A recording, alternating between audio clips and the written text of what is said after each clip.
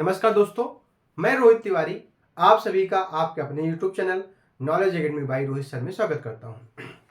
देखिए, आपके लिए एक खुशखबरी है कि आरपीएफ कांस्टेबल और एसआई की ऑफिशियल नोटिफिकेशन आ चुका है।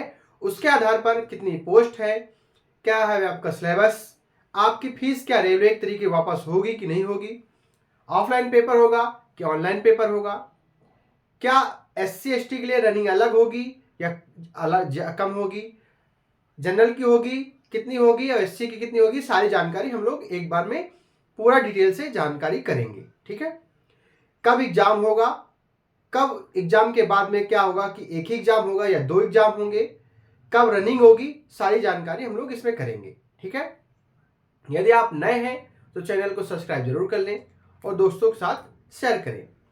एक महत्वपूर्ण सूचना यह है कि जो एज बढ़ाई गई है, कैसे बढ़ाई गई है, क्या इसी में इंक्लूड है या अलग से बढ़ाई जाएगी, क्या वैकेंसी में बढ़ोतरी होगी, इसकी जानकारी हम लोग डिटेल में करेंगे।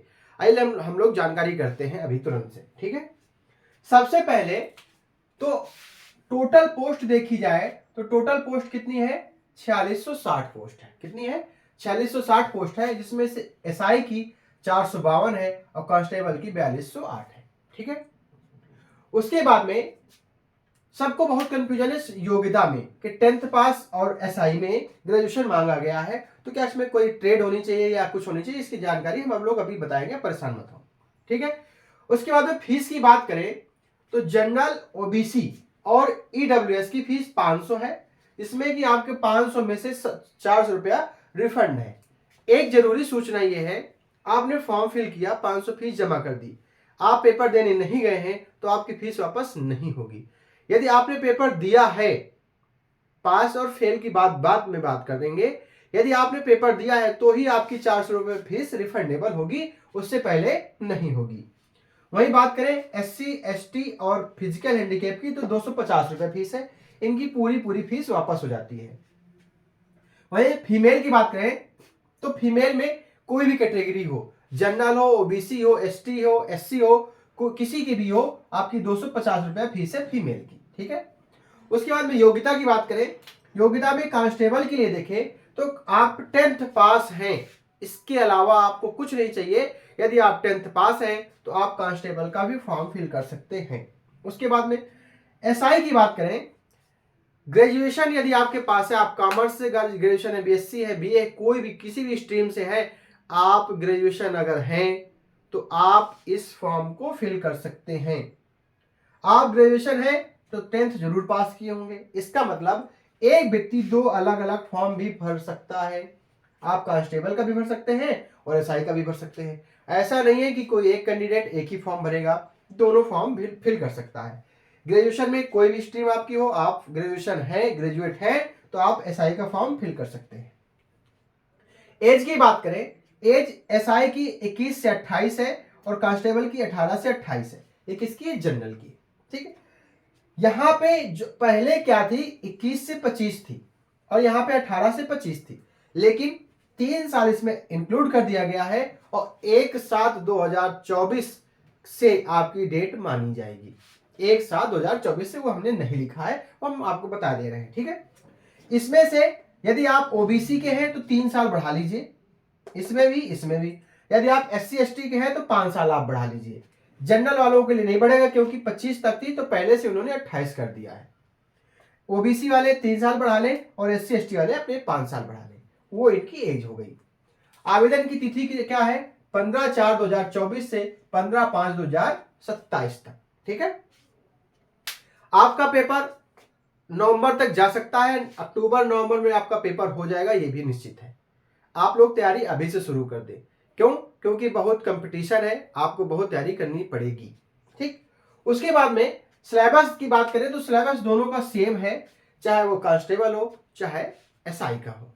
ठीक, क्या है, रीजनिंग 35 क्वेश्चन है और मैथ के 35 क्वेश्चन है, जीके और जीएस के 50 क्वेश्चन है।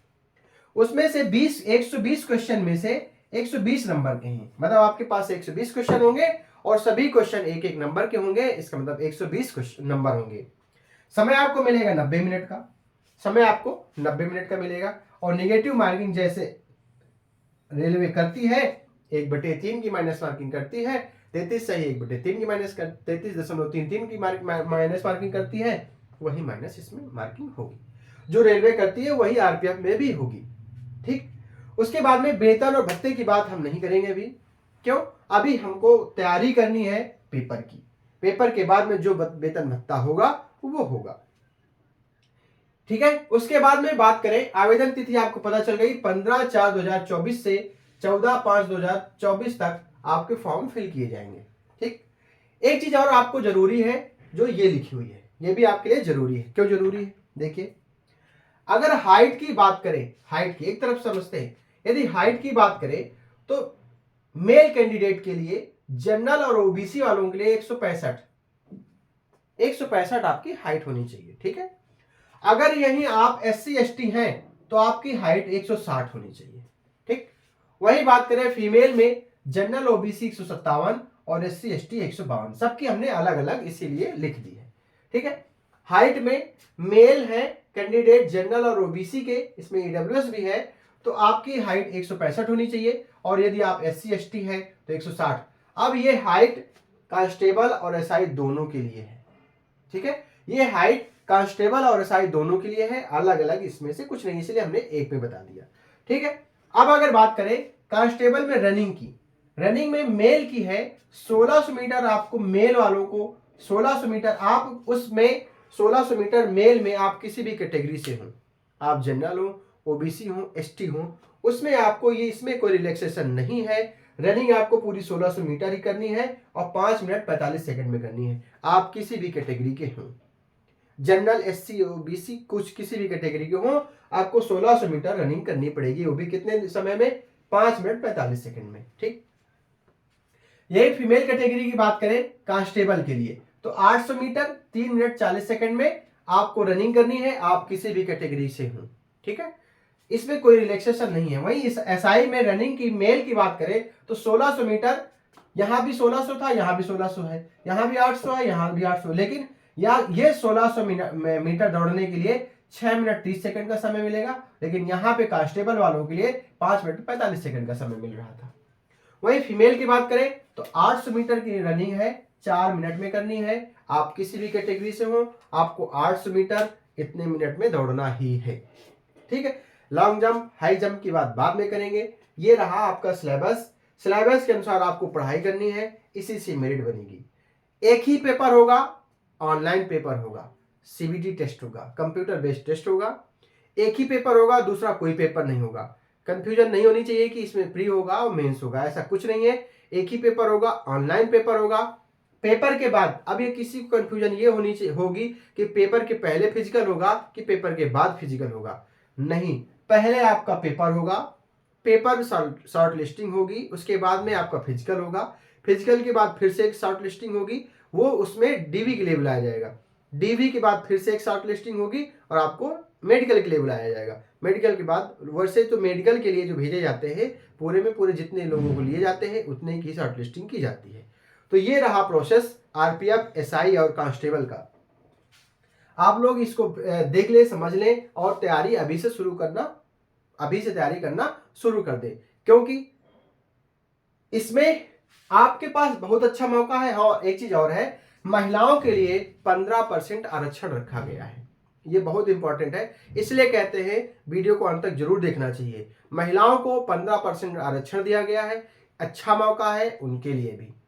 अभी इस तैयारी में, हाँ ये भी बता दें कि आपकी जो ज्वाइनिंग ये 2024 में ही इसकी होनी है।